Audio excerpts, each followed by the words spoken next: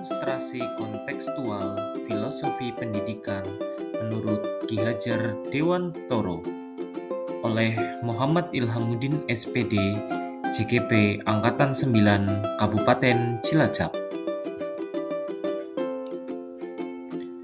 Filosofi pendidikan menurut Ki Hajar Dewantoro.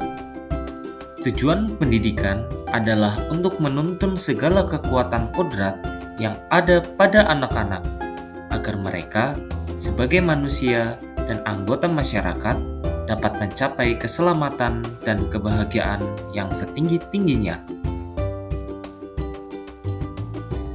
Pandangan saya sebagai pembelajar atau guru dikaitkan dengan pemikiran Ki Hajar Dewantoro. Yang pertama, mendidik yang bersumber pada trilogi pendidikan. Yang kedua, pendidikan yang berpusat pada peserta didik. Yang ketiga, mendidik sesuai dengan zamannya. Yang keempat, pendidikan budi pekerti.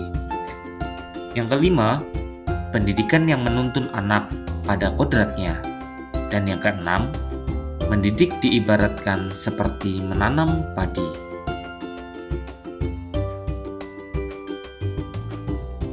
Semboyan Ki Hajar Dewantoro tentang peran guru sebagai pendidik. Ing ngarsa sung tulodo, artinya guru harus bisa memberi contoh dan panutan kepada anak didiknya. Ing madya mangunkarsa, guru harus bisa membangkitkan semangat atau kemauan dalam diri murid untuk terus belajar dan melakukan inovasi. Tuturi handayani, artinya guru harus memberikan dorongan atau motivasi atau arahan kepada anak didiknya.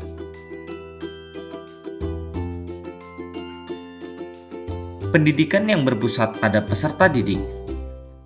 Pendidikan menekankan pada minat, kebutuhan, dan kemampuan individu, menghadirkan metode belajar yang menciptakan motivasi untuk membangun kebiasaan peserta didik yang selalu ingin tahu terhadap informasi dan pengetahuan yang baru. Sebagai pendidik, kita harus mampu menciptakan pembelajaran yang dapat meningkatkan kualitas sumber daya manusia di masa mendatang. Mendidik sesuai dengan zamannya. Pendidikan yang kita berikan kepada peserta didik harus sesuai dengan zamannya. Saat ini, setiap anak harus memiliki keterampilan abad 21. Siswa harus kreatif, mampu berkomunikasi, mampu berpikir kritis, serta mampu berkolaborasi. Guru harus mampu menguasai IT dan mampu mengajarkan kepada anak didiknya. Pendidikan budi pekerti. Budi pekerti atau karakter merupakan perpaduan antara gerak pikiran, perasaan, dan keinginan, sehingga menimbulkan tenaga. Budi pekerti diartikan sebagai perpaduan antara cipta, karsa, sehingga menimbulkan karya. Budi pekerti tidak dapat terpisahkan dari pendidikan dan pengajaran yang kita lakukan sebagai pendidik. Pendidikan yang menuntun anak pada kodratnya.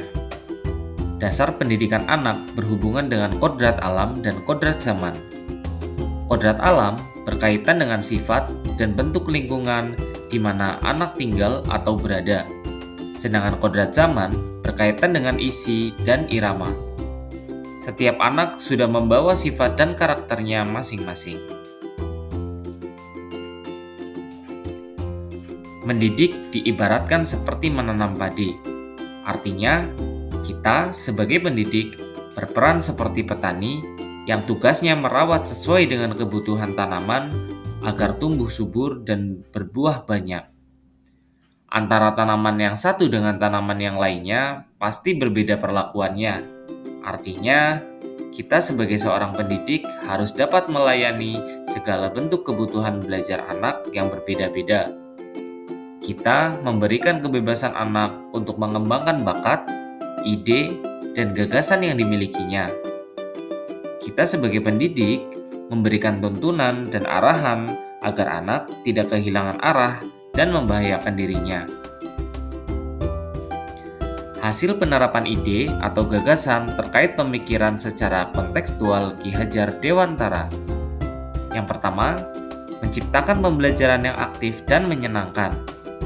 Yang kedua, menciptakan pembelajaran yang berpihak kepada peserta didik. Dan yang ketiga, tidak memberikan hukuman pada peserta didik, lebih bersabar dalam membimbing peserta didik dan tidak marah-marah. Tantangan dan solusi penerapan pemikiran KHD sesuai dengan konteks kelas dan sekolah. Yang pertama, tantangannya. Masih rendahnya minat dan motivasi murid dalam mengikuti pembelajaran. Yang kedua, melaksanakan pembelajaran sesuai dengan kodrat alam dan zaman, menjadi teladan dan penyemangat.